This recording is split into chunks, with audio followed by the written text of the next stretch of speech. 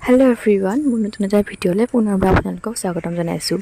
এই ভিডিঅ'টো আসলতে সংকটজৰে হয় কিন্তু মোৰ ইমানেই ভিডিঅ' এডিট কৰাৰ এলাহ মানে আজি এই ভিডিঅ'টো দিবলৈ হৈছে। আৰু এফালে আইতা আৰু মই ওলাইছো সেৱা কৰিবৰ কাৰণে শোভাযাত্ৰাত। মাটো ৰাতিপুৱাই গ'ল। এনেবাৰো প্ৰতি বছৰে মই মানে শোভাযাত্ৰাত যাওঁ। নামঘৰৰ পৰা আৰম্ভণি হয়, তাৰ পৰা যাওঁ একেবাৰে শেষলৈকে থাকোঁ। কিন্তু এবাৰ গাটো একদম ভাল নহয়, সেইকাৰণে যাব নোৱাৰিলোঁ।